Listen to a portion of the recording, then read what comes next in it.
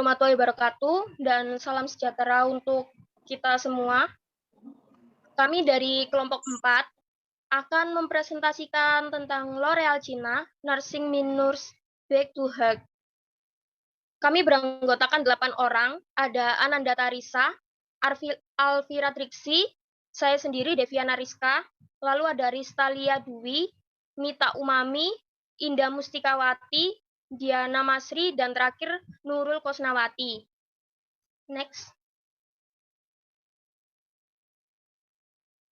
Minta tolong next. Oke. Mengenal produk perusahaan L'Oreal. L'Oreal diciptakan pada awal abad ke-20 oleh ahli kimia Prancis, yaitu Eugène Schuller. Saat ini L'Oreal menjadi salah satu perusahaan paling kuat dalam brand kosmetik. Memiliki kantor terdaftar di Paris dan kantor pusat di pinggiran Paris, Clichy, Hauts-de-Seine, Prancis. Telah mengembangkan kegiatan di bidang kosmetik yang awalnya membuat pewarna rambut dan sekarang mulai menciptakan perawatan kulit, perlindungan matahari, make up, parfum, dan perawatan rambut. Perusahaan ini aktif di bidang dermatologis, teknik jaringan, dan farmasi, dan merupakan nanoteknologi teratas pemegang paten di Amerika Serikat. Next. Di sini ada macam-macam produk L'Oreal. Di treatment ada Lancôme. Lancôme Paris adalah sebuah rumah kosmetik berkelas asal Prancis, dimiliki oleh L'Oreal sejak tahun 1964. Lancôme sendiri memproduksi produk-produk kosmetik berkelas seperti produk perawatan kulit, wewangian, dan tata rias dengan harga kelas atas. Lalu ada Yves Saint Laurent. Juga disebut Saint Laurent adalah rumah mode yang didirikan oleh Yves Saint Laurent dan pasangannya pada tahun 1962. Kini kepala desainer adalah Stefano Pilati. Pendiri perusahaan ini meninggal tahun 2008. Lalu selanjutnya ada Giorgio Armani. Juga dikenal sebagai Armani adalah sebuah perusahaan busana mewah Italia yang didirikan oleh Giorgio Armani yang mendesain, memproduksi, mendistribusikan, dan memasarkan haute couture.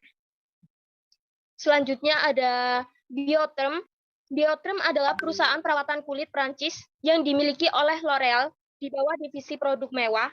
Biotherm diakuisisi oleh L'Oreal pada tahun 1970. Lalu ada Cacharel, identik dengan kemudaan, romantisme, dan kebebasan sejak 1958. Wewangian Cacharel adalah untuk memulai dan memberdayakan wanita muda dalam perjalanan mereka menuju feminitas dengan merayakan hal-hal positif dan berkesan pertama kali. Lalu ada Diesel. Diesel adalah perusahaan pakaian eceran Italia, berlokasi di Breganze, Italia, menjual denim dan pakaian alas kaki dan AK sebagai aksesoris lainnya.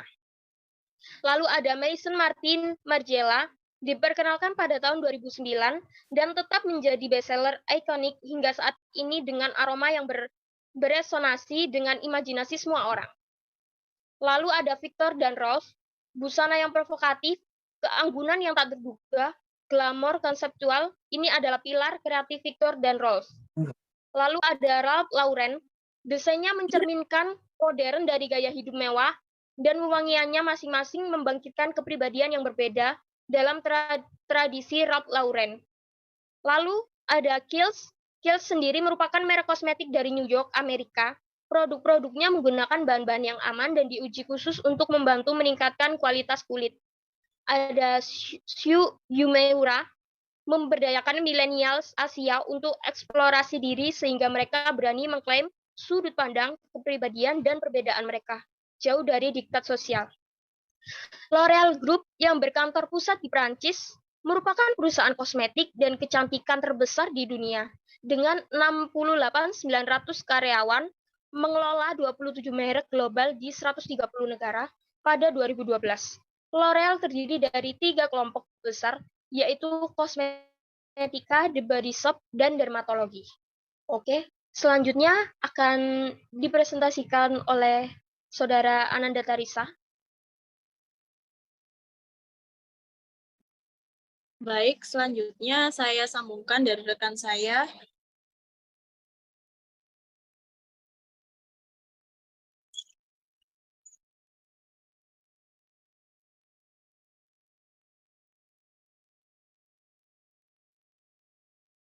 Saya akan menerangkan yaitu analisis SWOT L'Oreal. Yang pertama adalah strengths, yaitu kekuatan produk. Yang pertama, memiliki 2 jangkauan pasar. L'Oreal tidak hanya menjual barang yang murah, namun juga merambah dengan pasar menengah dengan harga yang terjangkau. Lalu yang kedua, banyak cabang di 120 negara. Dengan banyak cabang, L'Oreal mampu memproduksi dengan banyak kapasitas, sehingga membuat harga menjadi lebih terjangkau. Lalu yang ketiga, bahan yang mahal namun menjual dengan harga yang murah. Permintaan masyarakat memiliki kulit yang sehat tanpa banyak campuran bahan kimia. Jadi, L'Oreal menciptakan dengan bahan yang alami. Lalu keempat, L'Oreal menciptakan banyak produk kecantikan. L'Oreal sangat bergantung dengan penelitian dan perkembangan untuk memenuhi kebutuhan masyarakat. Jadi, L'Oreal selalu menciptakan produk baru dengan kebutuhan yang lebih efektif. Yang terakhir, L'Oreal brand yang mapan. Dikarenakan memiliki banyak cabang, L'Oreal sangat memperhatikan nilai jual produknya dengan stabil, sehingga terus bisa membantu banyak cabang di berbagai negara hingga mencapai 150 negara. Lalu ada weakness, yaitu kelemahan produk. Ada 3 kelemahan produk L'Oreal. Yang pertama, masalah komplikasi pada operasi dan produksi. Manajemen personalia menjadi perhatian L'Oreal karena memperkerjakan sekitar 60.000 orang. Jadi, dalam perusahaan L'Oreal memiliki pengeluaran yang sangat besar dalam sumber daya manusianya. Lalu, banyak kompetitif perusahaan besar lainnya. Banyak perusahaan besar yang juga mulai menjadi pesaing bagi L'Oreal dalam bidang kecantikan dan perawatan rambut. Yang terakhir, saham bidang kecantikan berbeda dengan R&D. Memiliki banyak produk sehingga permasalahan ada di bagian perbedaan nilai saham. Karena beberapa produk nampak lebih anjlok daripada di bidang lainnya.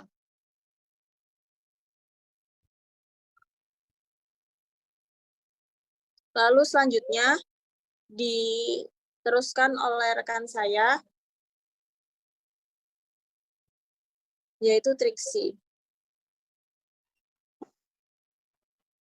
Analisis SWOT L'Oreal, peluang produk.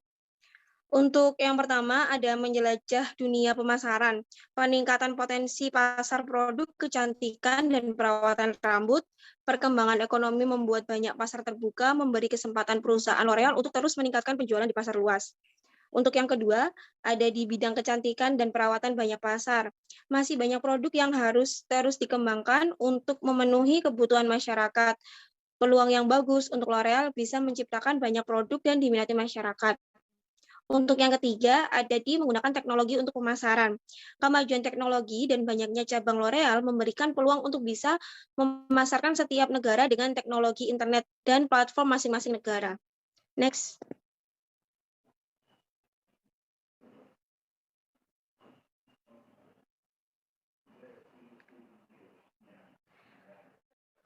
Untuk di analisis SWOT L'Oreal, ada di ancaman juga terhadap produk L'Oreal. Untuk ancamannya ada di pertama, brand kompetitor, pesaing di industri yang semakin ketat. Yang kedua, produk tiruan itu juga lebih banyak, rentan terhadap produk palsu yang dapat merusak merek. Untuk yang ketiga ada di ekonomi. Pendapatan L'Oreal sangat bergantung pada pengeluaran konsumen. Untuk yang keempat ada permintaan konsumen. Preferensi konsumen dalam industri kosmetik bisa sangat tidak terduga dan perubahan tren. Untuk yang kelima ada di keamanan produk. Dalam industri yang diatur secara ketat dan harus mematuhi regulasi keamanan produk. Selanjutnya dijelaskan oleh rekan saya yaitu Indah. Pertumbuhan L'Oreal saat ini di Cina sangat tinggi ya, kontras dengan perlambatan dalam pengeluaran banyak yang dialami produsen barang konsumen di pasar pertumbuhan terbesar di dunia. Diluncurkan ke pasar Cina pada tahun 1992, mencapai penjualan 40 juta di tahun 2003. Nah, salah satu dari ketiga merek perawatan kulit teratas di Cina ini dengan pangsa pasar 5%. Nah, L'Oreal diumumkan sebagai salah satu perusahaan paling etis di dunia tahun 2012 oleh Ethisphere Institute. Nah, L'Oreal memasuki pasar Indonesia telah membuka pabrik terbesar yaitu di Cikarang dan menargetkan 1 miliar pelanggan Asia. Nah, L'Oreal juga fokus di jejaring sosial seperti Facebook, Twitter, dan Instagram. Next.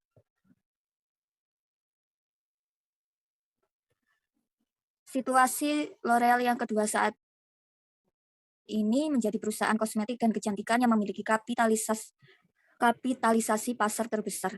Nah, berdasarkan data Companies Market, kapitalisasi pasar dari perusahaan tersebut mencapai 224,97 miliar US dollar per Januari 2022.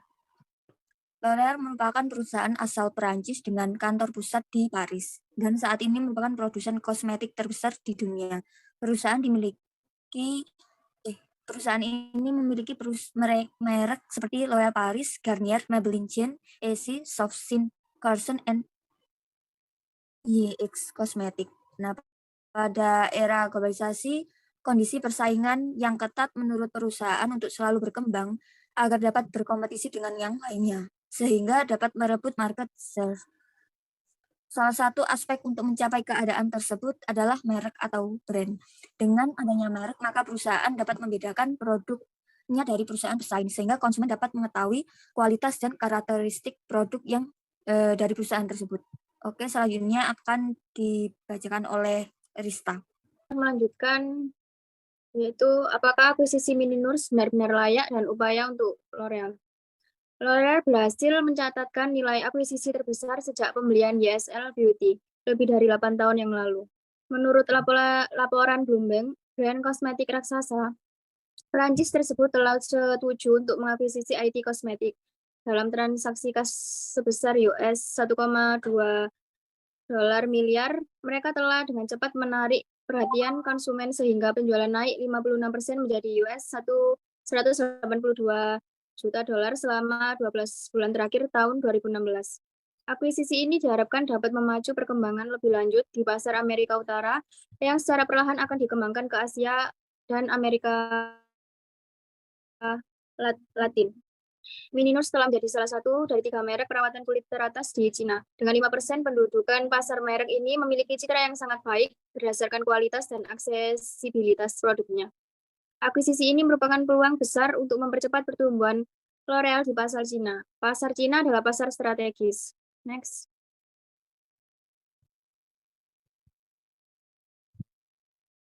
Untuk Pond's kelebihan L'Oreal yaitu merupakan salah satu brand perusahaan berkelanjutan di dunia dan termasuk dalam daftar perusahaan yang menjadi tolak ukur global atas standar perusahaan yang bertanggung jawab. Inilah beberapa keunggulan produk dari L'Oreal adalah yaitu yang pertama, Mininews menargetkan wanita muda dengan gaya yang natural. Hadir di pasar Cina sejak tahun 1997, L'Oreal telah merealisasikan 113 juta euro pada tahun 2002. Grup L'Oreal telah menanamkan merek strategis utamanya di pasar Cina. Mininews melengkapi portofolio merek L'Oreal, jadi ini telah membantu untuk bergerak cepat ke pasar perawatan kulit konsumen Cina. Mininews 90% pengenalan merek di Cina dan jaringan 280.000 outlet. Jadi ini adalah peluang bagi L'Oreal. Selanjutnya akan dilanjutkan dengan rekan saya yang lain, Mita Umami. Cons atau kekurangan, yang pertama, struktur organisasi yang terdesentralisasi membuat L'Oreal kesulitan dalam mengontrol karena terlalu banyak koordinasi. Yang kedua, margin keuntungan L'Oreal terlalu rendah dibandingkan dengan saingan yang lainnya. Sementara proyek peningkatan L'Oreal tertentu keuntungan mereka hasilnya tidak memenuhi harapan tahun 2003. Yang ketiga, strategi pemasaran di seluruh dunia. Di sini, Laritis membawa gambaran dalam kampanye produk L'Oreal dan untuk proyek. Membuat iklan yang tinggi dan pemasaran yang lebar menghabiskan biaya banyak. Apalagi karena terlalu besar, membuat koordinasi dan pengendalian kegiatan yang tidak terkontrol. Yang keempat, Mininews yang awalnya merupakan merek perawatan kulit Cina yang diakuisisi oleh L'Oreal Group pada tahun 2003, tampaknya mulai memudar di pasar Cina. Yang kelima, beberapa orang dalam industri dan konsumen Cina mempertanyakan tujuan sebenarnya dari akuisisi ini. Beberapa bahkan meragukan bahwa itu atau akuisisi adalah sebuah platform. L'Oreal mempromosikan mereknya sendiri, yaitu Garnier di Cina yang memiliki posisi produk yang mirip dengan Mininews. Yang keenam, banyak merek lokal Cina yang menjanjikan. Setelah diakuisisi oleh perusahaan luar negeri, kehilangan esensi atau popularitas mereka, dan Mini-Nurse hanya salah satunya. Yang terakhir, tujuan utamanya tidak pernah untuk menghilangkan merek ini. Atau kata Paolo Gasparini, Presiden L'Oreal Cina, perusahaan membutuhkan waktu 4 tahun untuk akhirnya mengakuisisi Mini-Nurse dengan harapan transaksi ini dapat membantu L'Oreal berekspansi di Cina. Selanjutnya akan dibacakan oleh rekan saya, Diana. Apa yang mungkin menjadi pendorong di balik penurunan pangsa pasar Mini-Nurse? Apakah Mini-Nurse Garnier co-branding merupakan kesalahan strategis? Pendorong di balik penurunan pangsa pasar Mini-Nurse adalah co-branding antara Mini-Nurse dan Garnier. Tujuan dari co-branding ini adalah untuk membawa nama Garnier yang akan kredensial teknologi internasional dan memperkuat ekuitas merek Mini-Nurse. Untuk memproyeksikan kepada konsumen bahwa perawat Mini telah berubah, merek telah disegarkan dan direvitalisasi.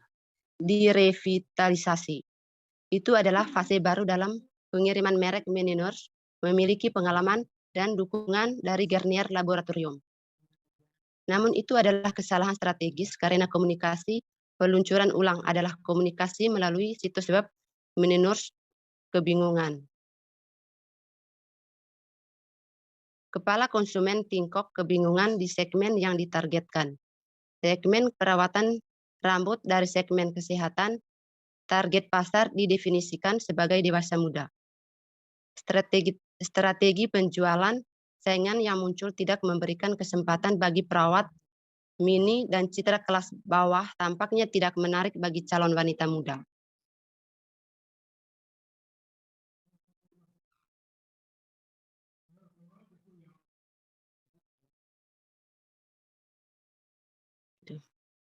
Ganti rek. Oke, lanjut. Ada kesalahan, yaitu pelanggan mulai menggunakan Garnier daripada Mini-Nurse. Terus yang kedua, konsekuensinya, co-branding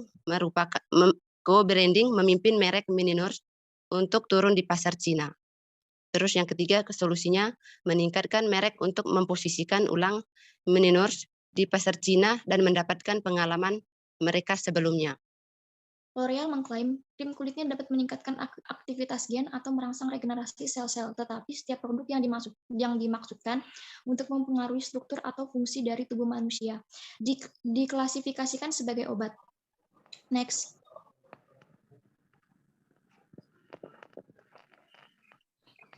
Apa efektif Anda untuk merevitalisasi Mini-Nurse? Haruskah L'Oreal membuang dukungan Garnier? Apakah mereka harus direposisi? Mini-Nurse harus mengubah brand produk mereka. Mereka juga harus mengubah kemasan mereka untuk membedakan diri mereka dari mutu Garnier. L'Oreal tidak boleh membuang Garnier endorsement karena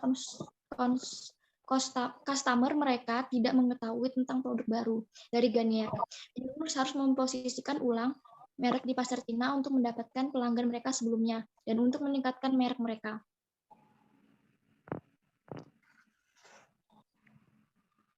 Demikian presentasi dari kelompok kami, dari kelompok 4. Wassalamualaikum warahmatullahi wabarakatuh. Terima kasih.